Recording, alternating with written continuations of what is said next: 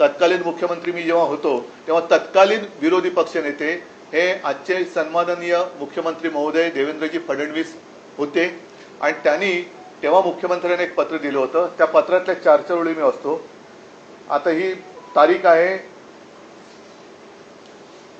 16 October 20 आणि त्याच्यात त्यांनी म्हटले की परतीच्या पावसाने मराठवाडा आणि विदर्भातील अनेक जिल्ह्यांमध्ये अक्षरशः हाहाकार माजवला.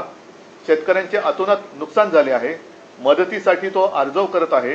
विविध वाहिन्यांवर शेतकऱ्यांचे अश्रू आणि व्यथा पाहून अतिशय वेदना होतात. या वेदना फक्त विरोधी पक्षाला नेत्याला होतात, मुख्यमंत्र्यांना होत नाही. मला झाल्या होत्या म्हणून मी तेव्हा कर्जमाफी केली होती. पण राज्य सरकारला अजूनही पाझर फुटायचे नाव नाही. पंचनाम्याचे आदेश दिलेत, या पलीकडे काहीही शब्द सरकारकडून दिला जात नाही. प्रत्यक्षात पंचनामेही होत नाहीत आणि शेतकऱ्यांना मदत तर मिळतच नाही. अन्नदात्याला पूर्णपणे